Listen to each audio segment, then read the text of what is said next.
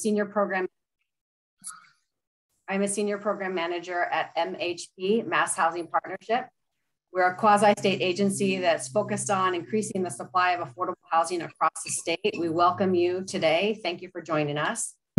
Today is kicking off a four-part series. And when we put this series together, we really were first thinking of affordable housing trust fund boards, as well as community preservation committees. But the material that we're going to be presenting each week is beneficial for a variety of different municipal boards, as well as municipal staff and nonprofits, housing authorities as well. Today, we're going to be looking at lotteries, marketing, and monitoring affordable housing, and the ins and outs. What I'm saying, the ins and outs of supporting local affordable housing development. No one's going to receive a certificate after this to be able to be a lottery agent or a monitoring agency. This really is to help local communities, particularly people who are involved in supporting small affordable housing development in your local community. It's helping you get a better understanding of some of kind of the back of the house of affordable housing development. We oftentimes see the front, the development, but there are systems in place that support affordable housing that are not often seen as clearly, but that help create an environment that makes access to housing, affordable housing, more fair and open. That's what we're going to focus on today. We have two fantastic speakers today with us today. We have Elizabeth Rust, who is the director of the Regional Housing Services Office. And we have Alisa Gardner-Todreas. So, Todreas, I'm sorry. So a little bit about Elizabeth. She has over 15 years of experience with Massachusetts affordable housing programs and regulations from a variety of aspects, and currently focuses on the municipal perspective. She directs the innovative Regional Housing Services Office, which is an inter-municipal collaborative between Acton, Bedford, Concord, Lexington, Lincoln, Maynard, Sudbury, Wayland, and Weston. The Housing Office provides administrative housing services to these towns, assisting them with proactive monitoring, project administration and technical support, and affordable housing expertise, including affordable unit valuation for the municipal assessors.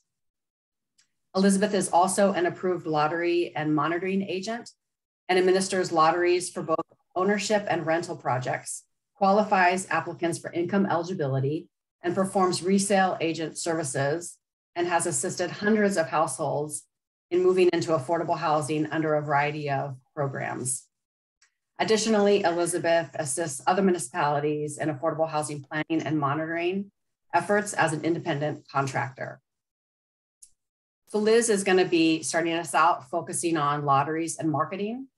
And then Alisa Gardner-Todreas is going to speak second. And she is the Director of Housing Policy and Programs for the Metro West Collaborative Development. Metro West Collaborative Development is a CDC, a community development corporation that focuses its work in the Metro West area. Alisa has over 25 years of experience working in affordable housing in the nonprofit and public sectors. She served on the Belmont Housing Trust, and she was a longtime board member and supporter of Metro West Collaborative Development before joining as a staff person. Her experience includes asset and project management, housing development, proposal writing, policy development, and staff supervision. She began her career in New York City, working for the Department of Housing Preservation and Development before returning to Boston, where she worked for Mass Housing, QCAP, and the City of Cambridge, as well as for many years as an independent consultant. She is a firm believer that housing is a fundamental need. Alisa has a BA from Harvard University and a master's degree in public policy from Tufts University. So Lisa will be speaking second, and she'll be digging into monitoring, what it means to monitor affordable housing units, and some tips for communities. So I'm gonna welcome Elizabeth, who you might hear being called Liz, same person. Actually, let me stop sharing my slides, I'm sorry. Feel free to put your comments in the chat, and we'll also have a Q&A session time after each speaker. Thank you, Liz. Okay, hi everybody. I'm Liz Rust, and thank you for that introduction, Shelley, and thank you for giving me the opportunity to speak today on lotteries, marketing, and monitoring. So I'll just start off, right? So overview. So this program, as Shelley mentioned, is really oriented to affordable housing trusts, though the material is applicable to other entities as well. So, but speaking from a trust perspective, and especially trust-sponsored development, trust-sponsored development would be regulated through the DHCD LIP program. That's the Local Initiative Program. And many people have heard of that. You have the 40B portion of that, which is friendly 40B if you need zoning purposes, or the Local Action Unit, LAUs, when no zoning is needed. So this is the program for inclusionary units. If you are converting existing units to restricted units, or you have other local zoning programs and you want to regulate your units and you want to register them on the subsidized housing inventory, you would use the LIP LAU program. And so again, so that's, and then to get on the SHI as part of the LIP program, you would market your units under an approved affirmative fair housing marketing plan. So that's how those pieces tie together. The guidelines that DHCD has issued around that affirmative fair housing marketing plan applies to all activities from outreach and marketing, occupancy, including waiting lists. As a side piece, the other important requirements for trusts that relate to trust-sponsored development that we're not going to cover here, but important to note, is public procurement. This is Chapter 30B. So these would be things like RFPs and how you would go about purchasing property or purchasing services. And even more important, or just as important, is the public construction, Chapter 149. Chapter 149 might also be called prevailing wages. It's how trusts and public entities would perform construction. It's significant in terms of cost and significant in terms of process. So those help to round out what some of the regulatory requirements are for trusts. So going back to the focus for today of the Affirmative Fair Housing Marketing Plan, that's what that stands for. So the textbook definition, so it consists of actions that provide information, maximum opportunity, and otherwise attract eligible persons protected under state and federal civil rights laws that are less likely to apply. And the key there, less likely to apply. So the objective is not to only advertise in your local community and municipality, but to reach out to people who are less likely to apply, who might not be right there looking for these resources. And the plan would demonstrate compliance with the objective, as well as creating a solid applicant pool. A few best practices, and maybe these seem obvious, but you know, I've done this for many years, and so I want to reiterate these. So gaining approvals from the developer, the development entity, the municipality, and the subsidizing agency. So these are important partners, and to get the approvals, reviews, involvement early in the process, to advertise and perform outreach widely, again, to attract that diverse and important applicant pool.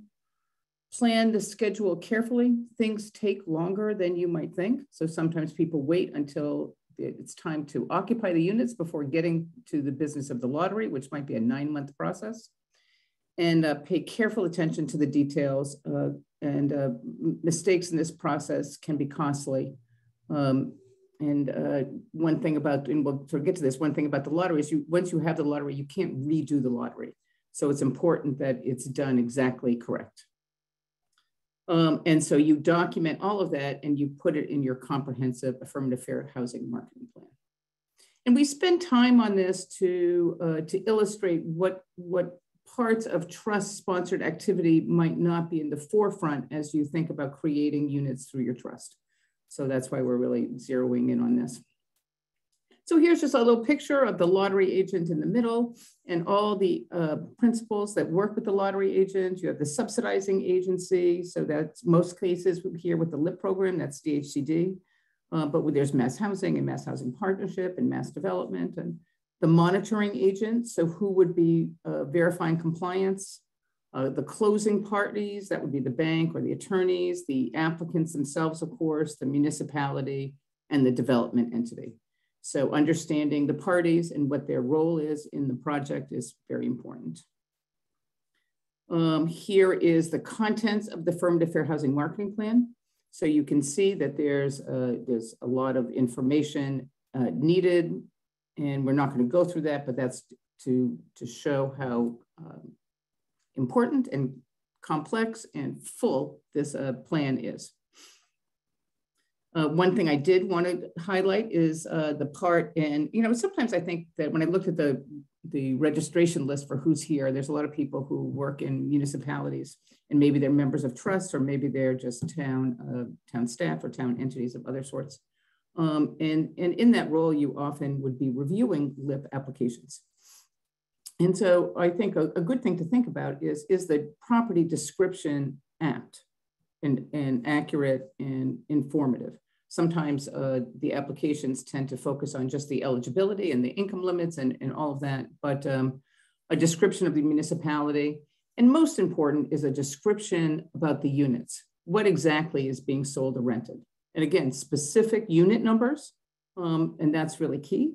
So sometimes we say, oh, this project has 3 affordable units, and isn't that great out of how many? I don't know, 20 units or something. But which units are they, and how do they lay out on the site plan? So that's really key. Are there ADA units, and the sizes of those units? Are they 700 square feet? Are they 1,200 square feet? All of that is pretty important. So there's a real estate aspect of this. The costs, of course, the rent and sales price. And here's another key piece is what is included in the costs: utilities, fees, especially parking, what kind of amenities. Parking is always, not always, could be a discussion item, especially in rental projects, of where the affordable person's parking, and how much is that parking costing.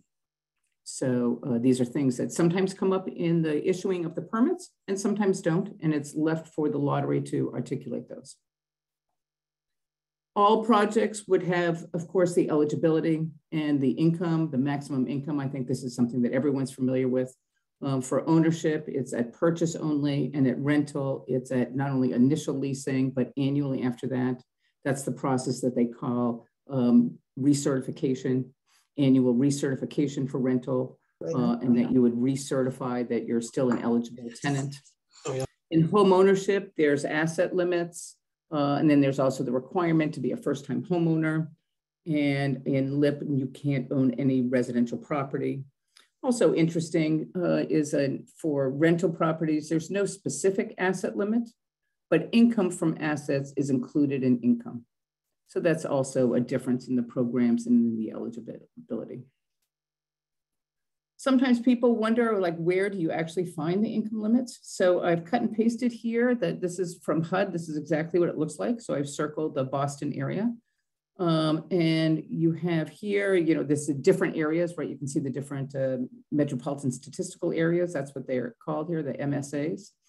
And it's based on number of people in the household there, and the area median income, that 100% number. And for Boston, you can see that number is 120,800. That is the area median income for a household of 4. So this is just a little of how to read this chart. And they don't give you the actual AMI percentage numbers here, though that might be helpful. So you need this little translation. So extremely low income is 30%, very low income is 50%, and 80% is low income. None of these numbers are arithmetically derived from the others. So you would be careful when you try to extrapolate, what is a 60% AMI, or what is 100% AMI for a household of 3. And using the math of these numbers can really get you into a little bit of a scratch your head of why is the numbers not matching? And that's based on how HUD goes through their formula to figure out these numbers. There's a 20-page document, should you be inclined to read further on that topic. In calculating rents, So here I just put the rents here. We're not going to really talk about those, but there's a little bit of a difference just so that you're aware. In the mass housing programs, they use the number of bedrooms times 1.5 versus DHCD would use the number of bedrooms plus 1. So if you have a 2-bedroom unit, you're going to use a 3-person household for both mass housing or DHCD programs. If you have a 1-bedroom unit, for DHCD, you're going to use a 2-person household, and in mass housing, you're going to use a 1.5-person household. So there's a little bit of math involved there. You subtract the utility allowance, and I've just exampled some here. And these are different than funding for units by like home or low-income housing tax credit or other public subsidies. Again, this is really focused on the LIP program because that's really what the trusts would mostly focus on. And again, these are not Section 8 fair market rents. So this is just an illustration of how that process works. For sales prices, here's what everyone calls the DHCD standard calculator. The object is to, you plug in the numbers and you get the yellow cells to equal each other. Just a note on condo fees here. The percentage condo fee, we get a lot of questions on this, can be determined based on either a square footage, which would generate a more equal condo fee across all the units in the development that are the same size, or the initial value. So that would generate a lower condo fee for the affordable units. There are pluses and minuses to both approaches, but both are legal per the condo law. On the bottom part, we see here the DHCD as a standard for the price is set at 70% of area median income, and the buyer comes in at an 80% eligibility. So that's what they call the affordability window. So that gives the buyer an extra 10% to meet the requirements. Just a note about preferences. This is another element that's in the Affirmative Fair Housing Marketing Plan. And it's important to understand this and to adequately describe the preferences used in this particular lottery for the project that you're working on. Accessible units, if you have accessible units, and those would always be offered first for people who need them. And then there's a household size preference. So the object is to fill the bedrooms. We call that household size, though it's really the number of bedrooms that a household would require. Not many different makeups for a 2-bedroom household. You could have an adult and a child. You could have a married, a married couple and a child or 2 children. So, all different. We have local preference, and this is something that's of interest to many in the municipalities. There's 4 allowable categories, and the municipality justifies these. And at the most, it's 70% rounded down. So if you have 1 unit that you're offering, no local preference. If you have 2 units, 1 local preference. 3 units, 2 local preference. 4 units, 2 local preference. So you just have to do that math, and it's a 70% round down. Outreach and information, as I mentioned before, it's important to advertise widely. It's really important to get the word out. People don't always read the legal ads if you do that, or a couple of websites. And so the more time and attention that's put out there, more and more, it used to be that paper copies, but more and more really, it's really digital postings and getting that word out that other way. So attendance at informational meetings is not mandatory for participation. So you'll always have an information session for the lottery. And I encourage municipal attendance. Like if you're interested in this topic and interested in how marketing and lotteries work, go to some of the information sessions in your town and to hear how they're presented, hear what the information is, and get that next level of understanding. And all materials should be available online. And that's really changed, certainly over the last couple of years with COVID, and was starting before that, where things are really now, not only the application should be available online, but applicants should be able to submit their information back to the agents online too, digitally, in a safe, secure manner. The lottery process. So lotteries are done for the initial lease up or sale, resales of ownership units, and to refresh waiting lists. So those are the three major reasons to have a lottery. And there are 10 steps that the lottery agent has to do. I don't know that I'm going to read all these, but it's, make arrangements, review the applications, create your lottery pools, have the lottery and record all the numbers, and then start to award the units.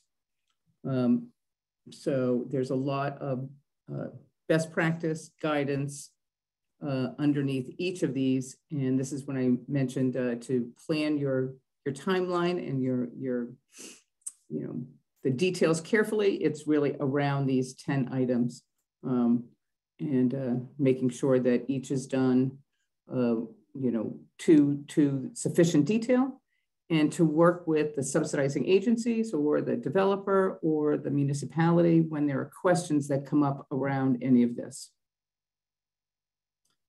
Ongoing requirements. So the plan must address ongoing process. So this would be how you're going to do resales, how you're going to manage wait lists, and then yearly reporting. And Alisa will speak a little bit more on these items. So in summary, you can see that there's a lot of information and a lot of details to manage in this process. And we recommend that experienced agents be involved.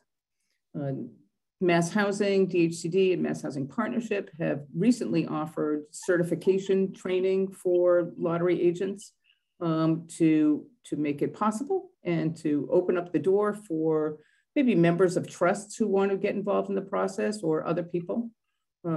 But having experience here, as I say, mistakes can be costly and result in discrimination and result in people who should have been in the lottery that weren't in the lottery, or numbers that didn't get pulled that should have gotten pulled. And once you're past that lottery, you can't redo it without jeopardizing other people who have already received their lottery number. So I went to a lottery once where they only pulled half the numbers. Half the numbers got left behind at the office. And they were really, it took months to unwind it from an administrative oversight. So, and again, creating that solid applicant pool, plenty of applicants across all the, the area and the people less likely to apply. We talked about getting approvals, and really what I mean by getting approvals is making sure that you are in touch with the development entity, municipality, and subsidizing agency. Things will come up in the process that being able to refer to them and to gain their opinions on is really critical. Attention to detail, and put all of that together in your affirmative fair housing marketing plan. A few scenarios I just want to mention. Sometimes the trusts inquire about, I have this small municipal site, maybe it can fit 2 units of housing, or I'm thinking of rehabbing an existing building into a few units, or I want to convert market rate units to restricted housing with some buy down funds. So those are sort of small scale unit creation strategies that align well with trusts. And so I just wanted to mention that the acquisition and construction following public requirement, again, the public construction in the rehabbing existing buildings, you would follow public construction and all the RFP processes. It's important that units meet the physical adequacy requirements. So sometimes if you want to convert market rate existing units, or existing rehab, so that there's the size. I think DHCD's standard for a 1-bedroom is 700 square feet. So if you have smaller units, or sometimes units are older and in need of renovation, and you would be looking to do that renovation prior to regulating them through the LIP program. Residents selected through a lottery. Again, this sometimes happens with converting market rate units to restricted housing, that the market rate units might already have people in them. And those people might meet the income eligibility, like being below the limit, but residents must be selected through a lottery. So that's something that you'd have to really work through. And DHCD approval required prior to the start of marketing. Sometimes people get ahead of themselves and don't go through that step and then run into a bind later down the road. So those were just a few scenarios that had come to mind that people might be thinking about.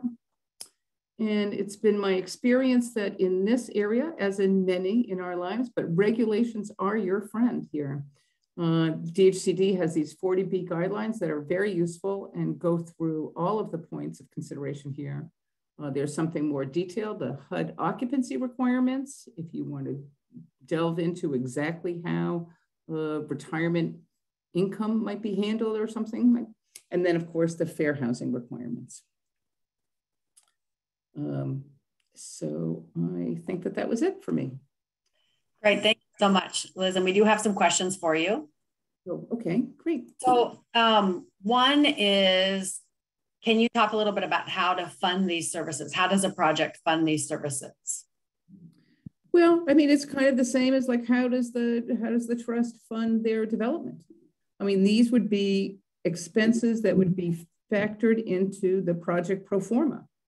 So the same way you might have like a septic analysis done, you would have marketing done, or legal fees might be a better example. So some of the soft costs that you're going to put into your project budget, you would have marketing expenses. And so it's not an after the fact, it's part of the project planning. I think that's really the part that we're talking about here, is making sure that this is something that is thought about in the beginning. So we're going to create these units, however that is, and we're going to market them through the lottery agent, and we're going to get price proposals from a few different lottery agents so we can build that in. Fantastic. And you did touch on it a little bit, but if you would say once again, kind of elaborate the professional requirements that are needed to be a lottery agent and a monitoring agent in Massachusetts. Sure. So as I mentioned, Mass Housing and DHCD and Mass Housing Partnership did a few sessions last fall, and coming out of those was the ability to certify as a lottery agent, providing you went to the session and passed the test at the end. I think there was a little take home.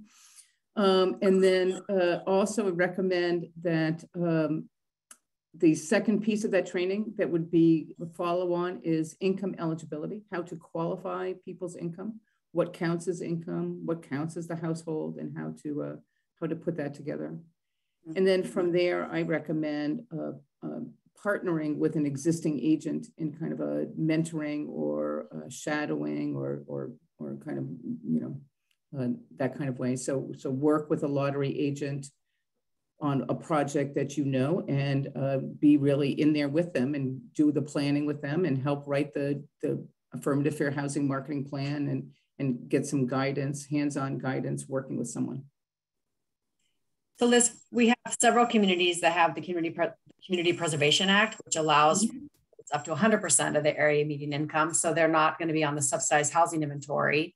But we do have some communities that are funding that level of housing. In some communities, they might actually be putting resources towards 110% AMI. So while the state doesn't require, doesn't participate in lotteries necessarily for 100% of AMI, what is your, in terms of best practice, what do you suggest? And have you worked in communities that had units available at higher than 80% of the area median income? Yes, yeah. So more moderate income unit. I think that there's a few things that the DHCD LIP program would offer, right? They have their guidelines, and you can certainly use all the guidelines irrespective of the AMI in terms of the outreach, the standards for the lottery, the transparency, and all of that. You know, you don't get into trouble using those guidelines in terms of making sure that you haven't run afoul of any fair housing, and you've offered your units to in a fair and transparent manner to everyone who is eligible, and you have selected and awarded the units in accordance with your plan. You do have the ability to revise things like asset limits, perhaps. You know, with a higher AMI, you might look at a higher asset limit also. So that would be something. And you're obligated then to have your own deed writer DHCD comes with the LIP deed rider and the LIP regulatory agreement. And if you're not using those programs, you would need to come up with your own affordable housing restriction. If it's an ownership, your own deed rider and your own regulatory agreement. And there's some good standards out there, but you would have to provide that and develop your own program guidelines. The deed rider, I don't know if many are familiar with the universal deed rider. Like on page 1, they have like, you know, there's 3 check boxes there. And you would have to check off a box that this deed rider is in compliance with whatever program requirements that you have. So it would be incumbent on the municipality to develop a program for your 100% units, whatever you're going to call it. You know, the municipality, you know, moderate income homeownership program or some such thing. But you would need to define that and have that to be something that you could point to, and then you could reference that in the deed rider. Mm-hmm. Fantastic. And there are also a couple of questions around local preference. So you did touch on local preference, but would you reiterate the categories that the state allows to be considered local preference, and that the community, just kind of the community's responsibility in seeking local preference? Sure. So local preference, there are 4 categories of local preference. One is current resident. One is a current employee in the town, employee of the town, and family of children in the school system.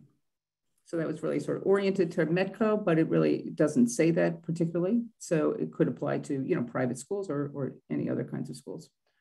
And the municipality, it's incumbent on the municipality to justify why a local preference would be needed here. What is the need in the municipality to provide that kind of preference for its residents being those that qualify under the local preference categories.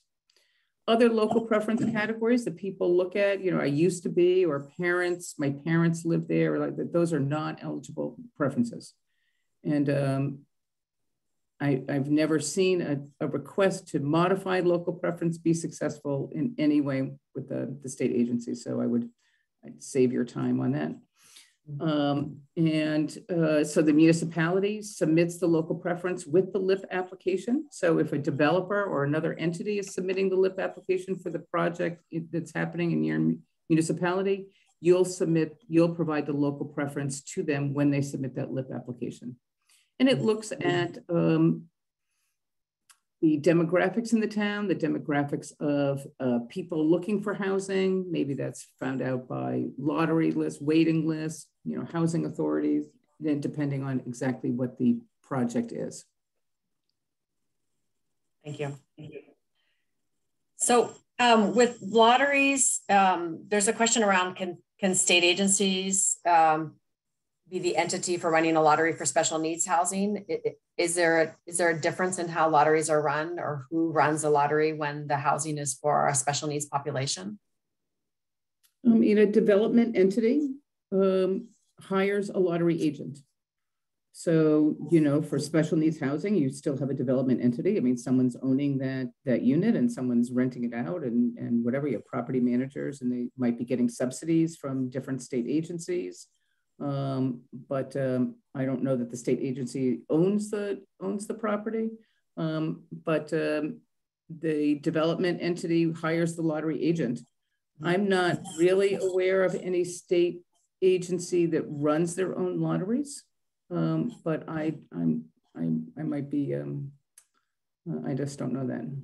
I can't imagine it really. I can imagine that a state agency, if they were if they were the development entity, that they would hire a lottery agent working for them for that purpose. But again, the state agency is going to be bound by the public procurement process, and so that's a hindrance for many things. But you know, for all of this, you know, kind of advertising and work that does it. So usually it works better to hire someone whose business it is to do that function. Thank you. And then there's a question from someone who's in Western Mass asking more about your the housing office, the Regional Housing Services Office. And since we have you on and your expertise in that, she's asking what scale does it make sense to set up a regional services office? At this point, they have a handful of LIP units, but they need more, and they're considering just different options of building their capacity. What are your thoughts about how much density you need, how many units you need to really make sense of an office like the one that you run? So it's really partner municipalities. So it's finding a number of partners, between 5 and 10 other municipalities who want to partner together and who want to form through a intermunicipal agreement or some other fashion a joint approach to managing their housing. So that's really the key. And then how much you would pay would really depend on how much housing that you have in your town. There'd be some fixed cost for providing any service. But if you have just a few LIP units, you're probably better off like hiring a consultant to do that. But then you're sort of tied into a single person. So with a more housing office kind of mechanism, the individuals can move on, and then you have new people who come in and take those positions. So you're less reliant on a single individual. Fantastic. So thank you so much, Liz. We're going to shift gears and turn to Alisa, who's going to share her screen and dig into monitoring, what that means, and continue to ask your questions in the chat. Liz is going to stick around and she will keep answering questions as well. Thank you, Alisa. Thank you.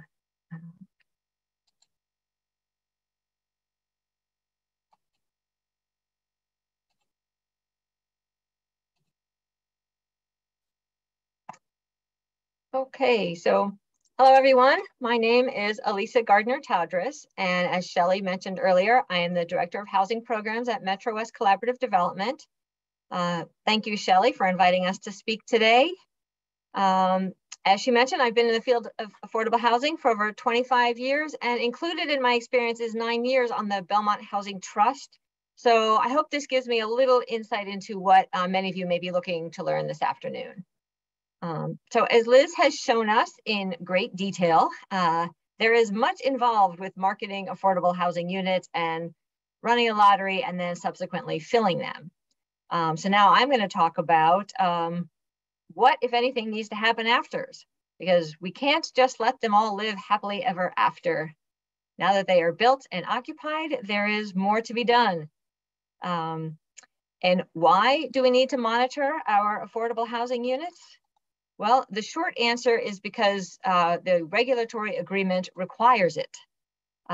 Specifically, the chief elected officers of municipalities are required to attest to DHCD that their subsidized housing inventory, that's SHI, is accurate.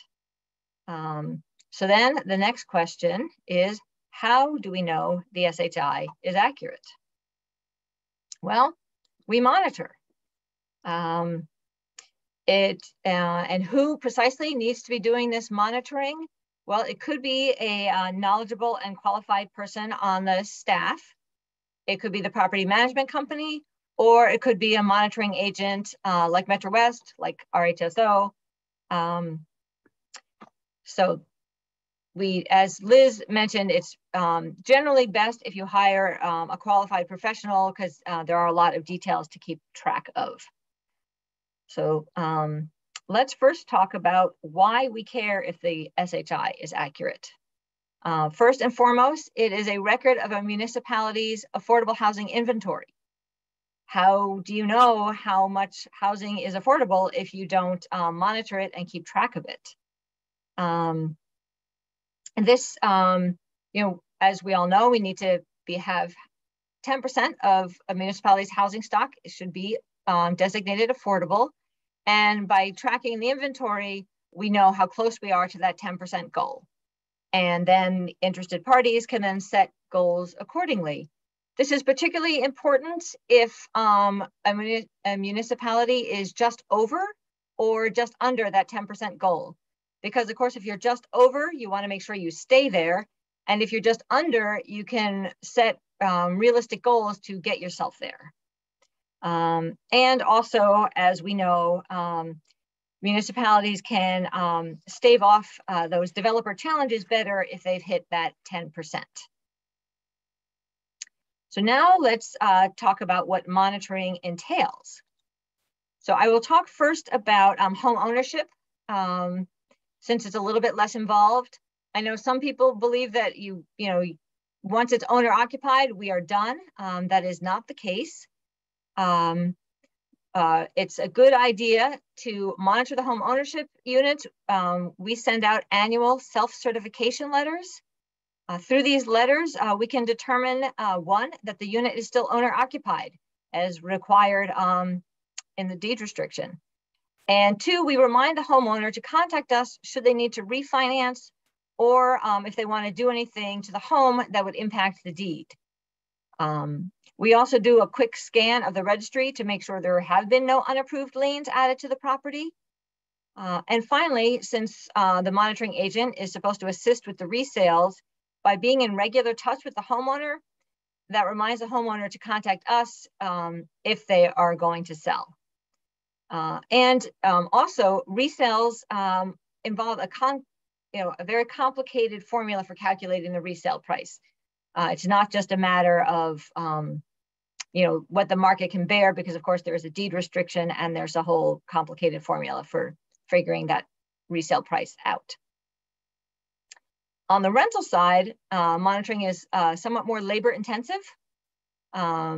Tenants of affordable housing units need to have their eligibility recertified annually. What this means is that the owner or their agent needs to confirm that the tenants in the affordable units are still income eligible to live in that property. Are they still eligible for the affordable rent? The monitoring agent needs to know what the current income limits are. Liz showed us that glimpse of the page from the HUD income limits. And not just what they are, but what they will be at the time of lease renewal. Some of you may know that HUD releases its new income limits for a given year, generally in April. So for example, if you're recertifying for a lease that's going to be renewed on March 1st, 2022, you're actually using HUD's 2021 income limits because they've not yet announced 2022's. Income eligibility determination entails collecting a lot of financial documentation from the tenant. This can be tricky if it's a town or a trust doing the work, as there's a need for privacy protections to be in place, and public entities can be subject to FOIA requests. But also, it's very time consuming. There's a lot of back and forth in collecting all the documents necessary for income verification. On top of that, monitoring is also an opportunity to ensure that the lease being used is still DHCD compliant and that the correct rent is being charged. A monitoring agent would also help correctly calculate a rent increase. It's not as simple as raising it by a certain percentage because there are maximum rents allowed. And the affordable rents include a consideration of utility allowances and of course the area median income for the geographic area. In addition, monitoring should include some oversight of the physical property itself, as all housing needs to remain decent, safe, and sanitary. So in a nutshell, that is what we monitor and why we monitor. It's a lot to think about. And communities that are interested in investing in affordable housing, they have two primary considerations. Overseeing and monitoring after they've already gone through the marketing and lottery and all that, and funding. So on the monitoring side, municipality would want to make sure there is someone qualified and knowledgeable to act as a monitoring agent. As I mentioned earlier, that could be someone on staff, it could be the property manager, or it could be a third-party monitoring agent.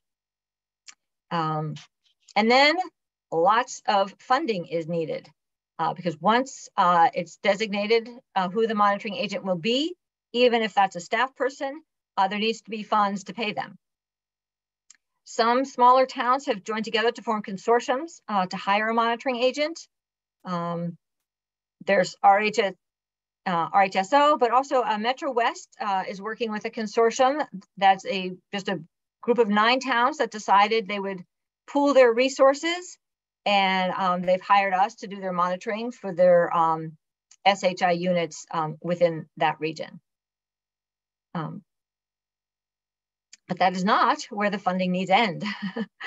In an ideal world, funds would be set aside for smaller projects whose expenses are likely to exceed the income within a few years. With affordable units, rents can only increase so much, and soon the cost increases are going to outpace a project's income. This is especially true in smaller developments. And similarly, in an ideal setting, there would be some sort of fund for the homeownership units, so a resident could tap into it if or when significant repairs are needed. That's often something that is not given enough consideration. So long-term maintenance of both rental and homeownership units are something all developers or advocates of affordable housing should consider. So with that, I will turn us back over to Shelley. Thank you so much. So Lisa, we have some questions for you as well. Sure.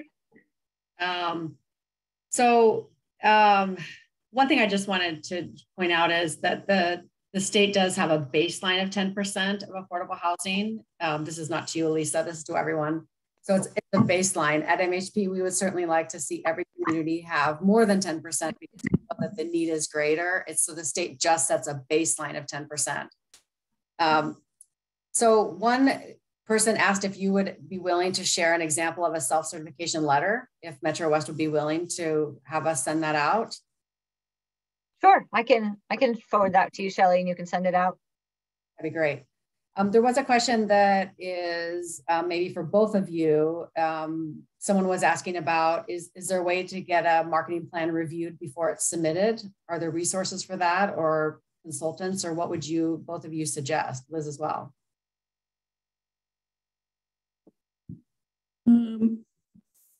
Sure. I mean, you could always hire consultants, you know, to do about anything, right? I mean, that's what consultants do. So, you know, and I know that DHCD will be willing to work with you on a you know, review and then go back and you know, revise. So I think that it is possible, of course, to get it reviewed ahead of time. And if you don't have consultants that you work with, you could, you know, and if this is the first time that you're doing it, you know, just to follow the guidelines. As I say, like working with the DHCD Rieko, who runs the LIP program, she's very willing to talk to you and to answer questions in email about some of the particulars. And I think that probably Shelley has my information, and I'm glad to help anyone who needs a little assistance as they go forward to work some of their marketing plan information for the first time. Mm-hmm. So Alisa, one question was around the metrics that you use when evaluating rent increases. Can you talk about that a little bit? Sure. Basically, there is a maximum rent that can be charged. It's not universal. It depends on where the property is located. The HUD example that Liz showed was for the Boston area, and that would have the income limits, and based on the income limits is how you derive the rent. So I can't give you a sort of generic formula, but I can say it's tied to the income limits, and you have to factor in utility allowances as well when you're coming up with the maximum rent allowed.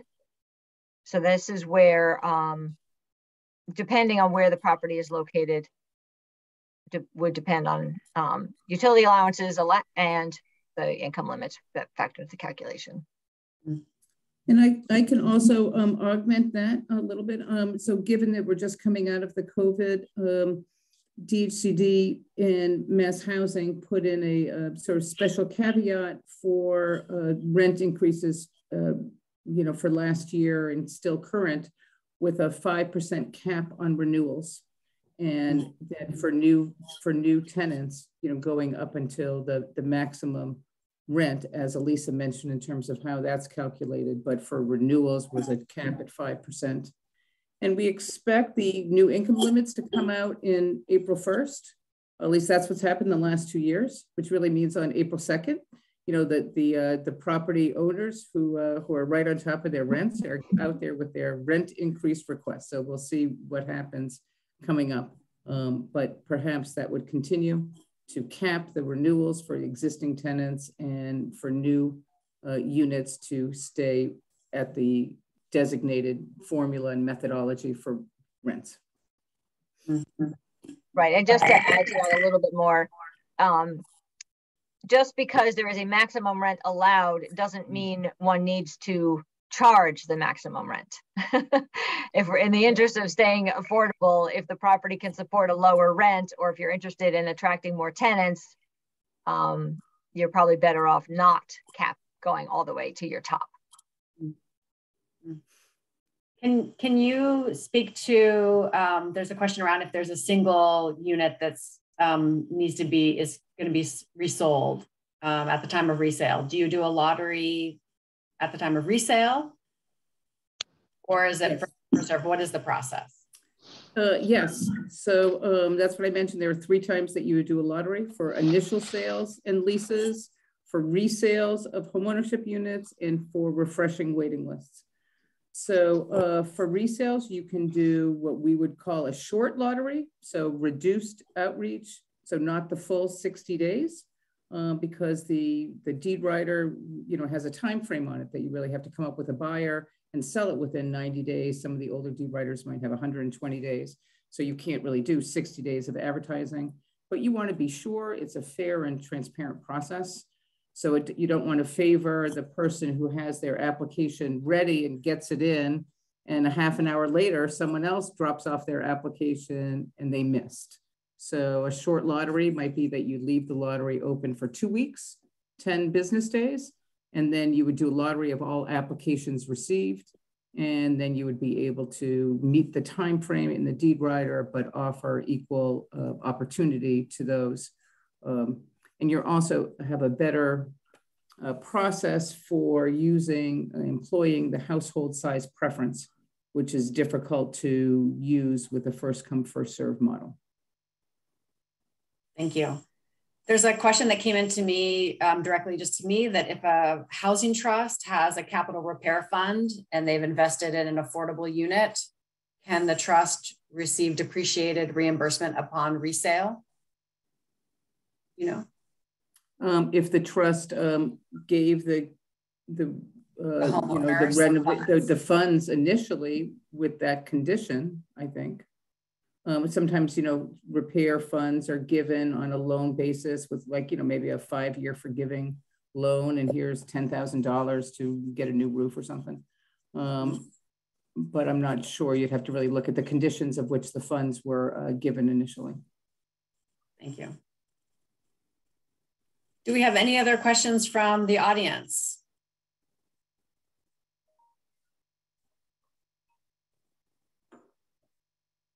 No? So we did say that we were going to go till 1:15, but we're certainly not going to do it just for the sake of going until 1:15. We did keep the material a little bit less in the weeds on purpose, because we didn't want to bog down anyone. We really wanted to give you an idea of what goes into this, but because we really stand behind that monitoring and lotteries, this should be done by professionals, we urge you to seek out professionals when you're doing your local projects. But we do think that it's important that you have a general understanding, a sense of what's into it, all the details, and then also the community aspect. So this has been taped. We are posting the slides from both presenters, as well as this taping, to the Housing Toolbox. That was put in the chat. You'll also get it in follow-up emails for next sessions. So I'm just going to quickly share my screen again to look at the sessions that we have coming up in the next weeks.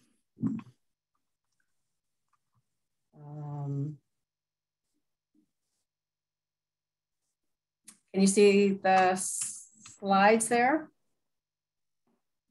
Yes. The next sessions? Okay, great. So next week, we're going to be looking at helping multiple housing entities work collaboratively. So we have folks from Orleans as well as Concord who will be joining us. On March 23rd, we're going to be getting into using CPA funds to bond for affordable housing. And we have the example of Orleans. Stuart Saganor will also be with us from the Community Preservation Coalition, the statewide Community Preservation Coalition. So we'll dig into what bonding looks like and how you use CPA funds to bond specifically for housing. And then on March 30th, we're going to be doing a Municipal Affordable Housing Trust Fund 101 session. So really geared towards new trustees as well as communities that are thinking about establishing a trust. You will be getting emails about that to register if you haven't already, although we've had quite a few people register. So if there are no other questions, we do have a couple other questions that have come in. That's 40R is getting into beyond this. So additional questions you can direct specifically to me, and we can do additional follow-up, but you'll also have the contact information of both presenters on their slides, and that'll be on the Housing Toolbox. So with that, I just thank you all for coming. I appreciate Elizabeth and Alisa for sharing their expertise, and have a fantastic day. Thank you.